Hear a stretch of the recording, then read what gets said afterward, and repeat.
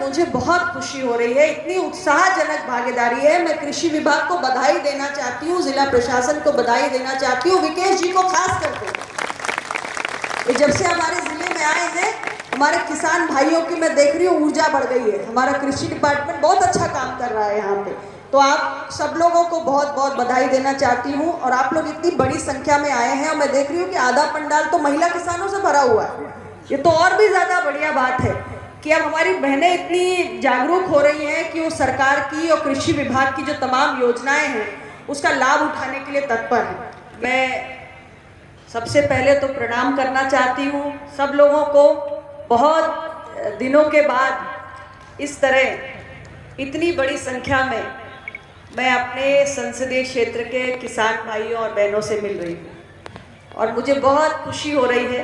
कल ही आप जानते हैं संसद चल रही थी और कल ही संसद का शीतकालीन सत्र अनिश्चित काल के लिए स्थगित हुआ। संसद की कार्रवाई कल खत्म हुई और आज मैं आपके बीच में पहुंची हूं। एयरपोर्ट से सीधे हमारे संसदीय क्षेत्र में एक जवान शहीद हुए, उनके घर होने के बाद आपके बीच में आई हूं। और कार्यक्रम में मैं बहुत सारे मेरे जनप्रतिनिधि बैठे हैं, लेकिन उन सब के उद्बोधन किए बिना मैं पहले अपनी बात इसलिए रख रही हूं क्योंकि 3 बजे से हमारे जनपद में दिशा की बैठक होनी है और दिशा की बैठक बहुत महत्वपूर्ण बैठक होती है। सांसद के रूप में एक बहुत बड़ा कर्तव्य होता है क्योंकि भारत सरकार के जो अलग अलग मंत्रालयों की योजनाएं जिले में संचालित हो रही हैं, दिशा की बैठक में हर उस विभागीय योजना की समीक्षा की जाती है। क्या क्या हुआ है? ये 3 दिवसीय विराट किसान मेला हमारे यहाँ चल रहा है। ये 21, 22, 23 3 दिन चलेगा। इसमें माननीय मंत्री जी यहाँ पे उनकी अध्यक्षता में आज उद्घाटन हुआ इसका। इस मेले का उद्देश्य हम लोगों का था कि जो भी कृषि विभाग की योजनाएं हैं किसानों तक अधिक से अधिक पहुँचाया जाए। और साथ ही साथ आप लोग बताना चाहेंगे कि अपने जनपद के 4 किसान भाई जो है राज्य स्तर पे पुरस्कृत हुए हैं अच्छे उत्पादन के लिए। उनको भी हम लोग जो है इस मेले में प्रशस्ति पत्र देंगे। और हमारी सरकार प्रधानमंत्री नरेंद्र मोदी जी से लेकर हमारे राज्य में योगी जी की सरकार, उनकी एक ही मंशा है कि हमारे देश और प्रदेश का अन्नदाता किसान जो है वो आत्मनिर्भर भारत की नींव है, विकसित भारत की नींव है। और जब तक हमारा किसान सशक्त नहीं होता, हमारा किसान आत्मनिर्भर नहीं होता, तब तक भारत आत्मनिर्भर नहीं बन सकता है।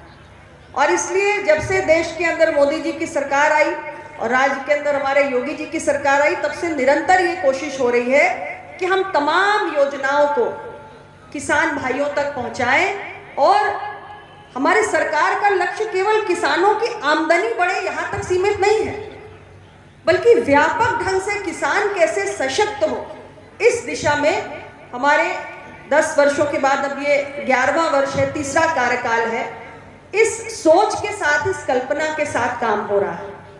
तो इसलिए कृषि का संपूर्ण कायाकल्प करना हो, किसानों को तकनीकी सहायता देनी हो, किसानों को वित्तीय सहायता देनी हो, सतत खेती को बढ़ावा देना हो, कि कृषि के लिए आवश्यक आधारभूत संरचनाओं का निर्माण करना हो, सामूहिक खेती को बढ़ावा देना हो, कृषि के लिए नए बाजार उपलब्ध कराने हो, ये सारे अलग अलग पहलू हैं जिस पे सरकार की दृष्टि केंद्रित रही है। और जो भी योजनाएं हम बना रहे हैं वो इन्हीं विषयों को ध्यान में रख के बना रहे हैं।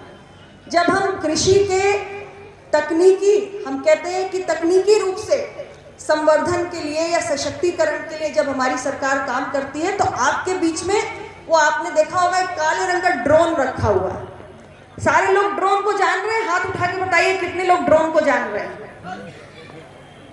आप सब लोग ड्रोन को जान रहे हैं ना, ड्रोन किस लिए आया है। और अच्छा, किस किस के गांव में हमारी समूह की महिलाएं हैं जो ड्रोन दीदी योजना के तहत पायलट बन चुकी हैं? ऐसे किसी के गांव में है ड्रोन दीदी, ड्रोन पायलट? अभी नहीं पहुंची है आपके यहाँ? चलिए, हमारी सरकार उसकी भी शुरुआत कर रही है।